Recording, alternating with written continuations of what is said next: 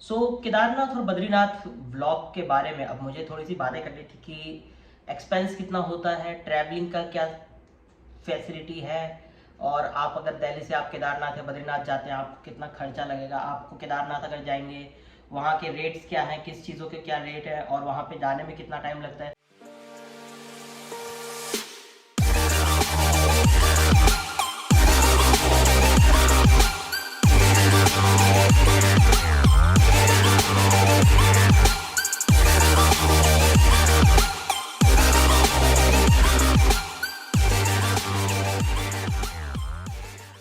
Hello दोस्तों, मैं आपका दोस्त निम्बस राइडर आया हूँ एक नई वीडियो के साथ। तो जैसा कि आपने मेरा केदारनाथ और बद्रीनाथ वाला ब्लॉग देखा ही होगा, और अगर नहीं भी देखा तो मैं लिंक डाल दूंगा। आप यहाँ पे कहीं आएगा आइकन आएगा, वहाँ पे आप जाके देख सकते हैं। केदारनाथ और बद्रीनाथ ब्लॉग के बारे में अब मुझे थोड़ी सी बातें करनी थी कि एक्सपेंस कितना होता है, और आप अगर दिल्ली से आप केदारनाथ या बद्रीनाथ जाते हैं आपको कितना खर्चा लगेगा, आपको केदारनाथ अगर जाएंगे वहाँ के रेट्स क्या हैं, किस चीज़ों के क्या रेट है और वहाँ पे जाने में कितना टाइम लगता है। ये जितने भी सारे क्वेश्चन होते हैं और रजिस्ट्रेशन होता है, ये सब जितनी भी चीज़ें हैं, तो आज हम बात करेंगे इन सब चीज़ों के बारे में। तो चलिए बिना टाइम वेस्ट किए वीडियो को स्टार्ट करते हैं और आगे बढ़ते हैं कि सबसे पहली चीज़ के साथ कि दिल्ली से केदारनाथ जाने में कितना टाइम लगता है और कितने किलोमीटर का डिस्टेंस है। तो चलिए बढ़ते हैं आगे। दोस्तों, दिल्ली से केदारनाथ अगर आपको जाना है तो आपका डिस्टेंस जो आपको कवर करना पड़ेगा वो 436 या 440 किलोमीटर्स के अप्रॉक्स आपको डिस्टेंस कवर करना पड़ेगा। तो अगर आप दिल्ली से केदारनाथ जाना चाहते हैं बाय बस तो आपको शायद हरिद्वार या फिर ऋषिकेश तक आपको बस से आना पड़ेगा, और यहाँ से आपको कैब्स भी अवेलेबल रहेंगी जो कि आपको केदारनाथ तक ले जाए और सोनप्रयाग तक लेके जाए। केदारनाथ तो डायरेक्ट नहीं जाएंगे बट सोनप्रयाग तक लेके जाएंगी। बट अगर आपकी खुद की गाड़ी है तो आप अकेले ट्रैवल कर सकते हैं, ग्रुप के साथ अपनी गाड़ी में खुद के साथ ट्रैवल कर सकते हैं। मैं और प्रशांत जो थे हम लोग बाइक पे गए थे। तो अगर आप बाइक से जा रहे हैं या फिर अपनी गाड़ी से जा रहे हैं तो आपको टोटल जो टाइम लगेगा डिस्टेंस ट्रैवल करने में लगभग 10 घंटे से 12 घंटे के बीच में। अगर आप ब्रेक लेते हैं तो 12 घंटे के आसपास आप मान लीजिए, क्योंकि नाश्ता पानी करने के लिए और वैसे कुछ फ्रेश होने के लिए जो भी ब्रेक लेना होता है, तो अगर आप वो लेते हैं तो 12 घंटे के अप्रॉक्स आपको टाइम लगेगा। दोस्तों, जैसे आप केदारनाथ, बद्रीनाथ, गंगोत्री, यमुनोत्री जो भी 4 धाम यात्रा होती है, अगर वो आपको करना है तो उससे पहले आपको वेबसाइट पे जाके, जो यूके टूरिस्ट की वेबसाइट है, उत्तराखंड टूरिज्म की जो वेबसाइट है, वहां से जाके आपको 4 धाम यात्रा के लिए एक रजिस्ट्रेशन करना पड़ता है। अगर आप अपनी गाड़ी खुद लेके जा रहे हैं तो आपको रजिस्ट्रेशन कराना कंपलसरी है।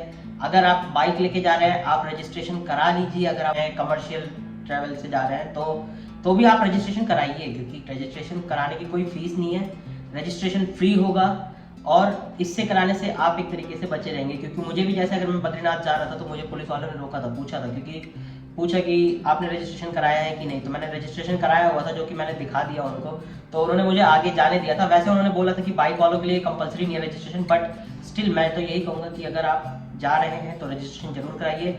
और अगर आपको रजिस्ट्रेशन की लिंक चाहिए तो मैं लिंक डिस्क्रिप्शन बॉक्स में डाल दूंगा, आप वहाँ से कभी भी सर्च करके रजिस्ट्रेशन करा सकते हैं। आप अगर अकेले जा रहे हैं अकेले का रजिस्ट्रेशन कराइए, अगर आप ग्रुप में जा रहे हैं ग्रुप में आपको सबका नाम, डेट ऑफ बर्थ और बाकी सारी जो भी चीज़ें होती है वो सब देना पड़ेगा।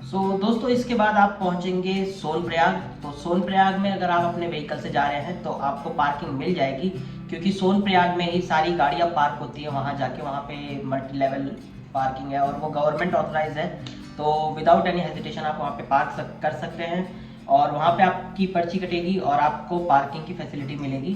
तो सोनप्रयाग से थोड़ा सा आपको आगे चलना है, उसके बाद वहाँ से आपको गाड़ियाँ मिल जाएंगी जो कि गौरीकुंड तक आपको छोड़ती है। तो वो उनका किराया लगभग 50 रुपीज़ पर हेड ऐसे समथिंग लेते हैं वो। जब हम गए थे तो 50 रुपीज़ पर हेड लिया गया था। तो जैसे ही आप गौरीकुंड पहुँचेंगे तो गौरीकुंड से आपको ट्रैकिंग आपकी जो होगी वो स्टार्ट हो जाएगी। तो गौरीकुंड से लेके केदारनाथ तक की ट्रैकिंग 16 किलोमीटर की है, और गौरीकुंड पे आप अपना नाश्ता पानी कर सकते हैं। और आप वहाँ से अगर चाहे तो बास्केट फैसिलिटी भी अवेलेबल है, पालकी फैसिलिटी अवेलेबल है, और खच्चर जो होते हैं वो घोड़ा सवारी बोलते हैं बट होते वो खच्चर ही है, तो खच्चर पे सवारी भी अवेलेबल है जो कि आपको ऊपर तक लेके जाने में हेल्प करेगी। बट मैं तो ये सजेस्ट करूँगा कि अगर आप चलने में सक्षम हैं तो आप खुद ही बाय वॉक ट्रैक करके जाइए। अगर आपकी कोई इश्यू है तो अलग बात है, वरना अगर आप चल सकते हैं, आप अगर फिट है तो बाय वॉक ट्रैक करिए, आपको मतलब जो एक्सपीरियंस आपका होगा आपका ज़्यादा बेटर होगा एज़ कम्पेयर टू आप पालकी पे जाएंगे या वो, क्योंकि आप केदारनाथ जाते हैं सिर्फ अपने श्रद्धा भाव को दिखाने के लिए। तो अगर श्रद्धा भाव दिखाना है तो आप खुद चल के जाइए, इसमें पालकी और उसकी करने की ज़रूरत नहीं है। तो चलिए अब आगे चलते हैं और मैं बात करता हूँ आगे की कितना सारा प्राइस, क्या हिसाब से आपको प्राइस मिलेगा अगर आप ट्रैक कर रहे हैं केदारनाथ के लिए ऊपर की साइड। केदारनाथ में आपको गौरीकुंड से लेके ऊपर केदारनाथ बाबा के ट्रैक तक आपको कई सारे पॉइंट्स मिलेंगे और कई सारी जगह आपको खाने पीने की चीज़ें मिलती रहेंगी। तो जो गौरीकुंड के पास में होगा वहाँ से आपको अगला स्टैंड पड़ता है जंगल चट्टी का, जो लगभग थोड़ी सी दूर पे है। फिर रास्ते में आता है भीमबली, भीमबली के बाद आता है रामबाड़ा, रामबाड़ा के बाद आपका फाइनल डेस्टिनेशन होता है बेस कैंप का। तो ये कुछ कुछ किलोमीटर्स पे ये डिस्टेंस पे बना हुआ है, सारे ब्रेक पॉइंट्स हैं, आप यहाँ पे कभी भी जाके कुछ भी कभी भी खा सकते हैं और ले सकते हैं। रेट्स मैं आपको एक बार बता दूं, जो ब्रिस्लेरी आपको पानी की बोतल मिलेगी यहाँ पे किनले या बिस्लेरी की, जो कि होगी 50 रुपीज़ पर बॉटल। और अगर आप कोल्ड ड्रिंक लेते हैं जो 20 रुपये वाली बॉटल है वो आपको 30 रुपीज़ या 50 रुपीज़ की पड़ेगी। 10 रुपये वाला चिप्स का पैकेट आपको लगभग 20 रुपीज़ या फिर 30 रुपीज़ का पड़ेगा। जो भी चीज़ है आपको +20 +30 रुपीज़ पर हेड आपको पड़ जाएगा। मैगी वैगी अगर आप खाएंगे तो 80 रुपये तक की आपको मैगी मिलेगी।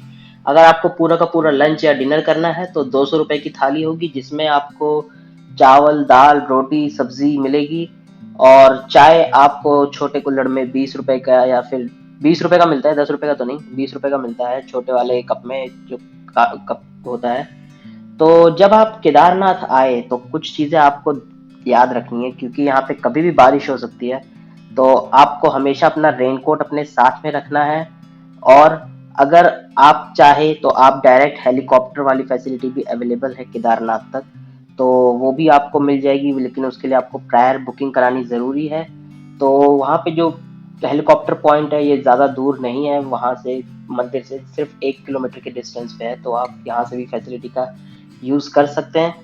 तो केदारनाथ आप जब पहुँचेंगे,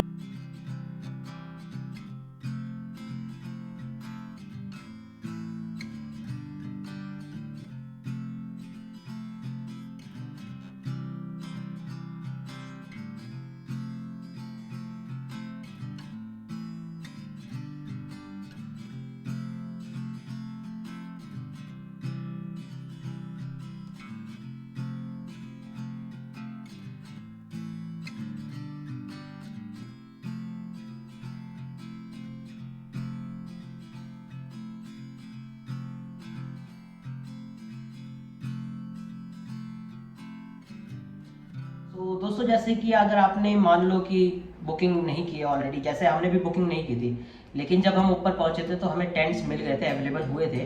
बट वो जो बेस कैंप वाले टेंट थे वो नहीं थे, वो दूसरे थे। हमें 500 रुपीज़ पर हेड या 400 रुपीज़ पर हेड लगभग चार्ज पड़ा था पर पर्सन का, 1 नाइट का सोने का टेंट में। तो आप वो भी कर सकते हैं। और जब आप गौरीकुंड से मतलब केदारनाथ से चढ़ाई करने के बाद में जब उतर के वापस गौरीकुंड आएंगे तो गौरीकुंड में भी आपको डॉर्मेट्रीज और रूम्स की फैसिलिटीज होंगी। As compare to other places पे थोड़ा महंगा होगा, बट फैसिलिटी आपको अवेलेबल रहेगी। तो मैं यही सजेस्ट करूंगा कि अगर आप सेम डे पे दर्शन करके वापस आ रहे हैं ट्रैक करके और लेट हो रहा है रात को, तो कहीं और जाने से अच्छा आप गौरीकुंड पे रुक सकते हैं। अगले दिन आप सुबह वापस आपको जहां आगे बढ़ना है वहां बढ़ सकते हैं। बात करी जाए केदारनाथ से बद्रीनाथ का डिस्टेंस, तो केदारनाथ से बद्रीनाथ का लगभग 200 समथिंग किलोमीटर का डिस्टेंस है, 200 किलोमीटर से ज़्यादा है। आप चाहे तो पब्लिक व्हीकल्स जो होती हैं, बसें होती हैं और वो सब भी ट्रांसपोर्ट यूज़ कर सकते हैं, कैब फैसिलिटी अगर अवेलेबल हो तो कर सकते हैं। बट हम तो अपनी बाइक पे गए थे, तो हम जैसे ही निकले थे तो एक बार में अगर आप चाहें तो एक बार में पूरा रास्ता कवर कर लीजिए। अगर आपको लेट हो रहा है तो आप बीच में कहीं रुक जाइए, जोशीमठ या फिर कहीं पे भी, पीपल कोटी हम रुके थे, आप चाहे पीपल कोटी रुक जाइए चाहे आप जोशीमठ रुक जाइए। और फिर अगले दिन आप जाके बद्रीनाथ पे बाबा के दर्शन कर सकते हैं। बद्रीनाथ में भी आपको सारी फैसिलिटी अवेलेबल रहेंगी वहाँ पे। आप अगर चाहे तो अगर पहले दिन पहुँच जाए तो बद्रीनाथ में भी आपको रूम्स आश्रम से अवेलेबल होंगे जहाँ पे आप रुक सकते हैं। और बद्रीनाथ में बहुत ज़्यादा ट्रैकिंग नहीं है, आप गाड़ी पार्क करके ज़्यादा से ज़्यादा 1.5 या 2 किलोमीटर मैक्सिमम जो होता है वॉक करना पड़ता है, उससे ज़्यादा तो कुछ भी नहीं है। और अगर आप जैसे सुबह के टाइम जल्दी जाएंगे तो आपको बद्रीनाथ बाबा के दर्शन आराम से हो जाएंगे, क्योंकि जैसे जैसे लेट होता है, टाइम बढ़ता है, वैसे वैसे थोड़ी भीड़ भी बढ़ती है, जो कि ऑब्वियस सी बात है। तो अगर आपको अच्छे से दर्शन करना है और पूरे बिना भी किसी भीड़ के और वैसे दर्शन करना है, तो मैं ये सजेस्ट करूँगा कि आप सुबह के टाइम जाइए, as early as possible, around 6 और 7, बट अराउंड 6 to 7 वहाँ जाना एक तरीके से थोड़ी मुश्किल बात हो जाती है। अगर आप आश्रम में वहीं रुक रहे तो हो सकता है कि आप कर पाए दर्शन, बट क्योंकि अगर आप नीचे आ रहे हैं तो आपको 6-7 बजे तक ऊपर पहुंचना थोड़ा मुश्किल हो जाएगा। तो दोस्तों आज की वीडियो में बस इतना ही था। आई होप आपको वीडियो अच्छी लगी होगी और आपको कुछ अगर इन्फॉर्मेशन उस मेरी इस वीडियो से मिले तो ये बहुत अच्छी बात होगी मेरे लिए भी और आपके लिए भी। तो मुझे खुशी होगी अगर आपको कोई इन्फॉर्मेशन मिली होगी मेरी वीडियो से। सो अगर आपको वीडियो अच्छी लगी हो और आपको वीडियो पसंद आई हो तो चैनल को लाइक कीजिए, सब्सक्राइब कीजिए और अपने दोस्तों के साथ भी शेयर कीजिए और नोटिफिकेशन बेल ऑन रखिएगा, क्योंकि आगे आने वाले टाइम में हम और भी थोड़ा ट्रैवल करेंगे और भी थोड़ा देखेंगे, एक्सप्लोर करेंगे। सो अगर आप मेरे साथ एक्सप्लोर करना चाहते हैं इंडिया को थोड़ा और, तो चैनल को लाइक कीजिए, सब्सक्राइब कीजिए और आपके जो भी एक्सपीरियंस है मेरे साथ कमेंट बॉक्स में आप शेयर कीजिए। मुझे बहुत खुशी होगी आप सबसे इंटरेक्शन करने में। मिलेंगे अगली वीडियो के साथ। Till then, goodbye and have a nice day.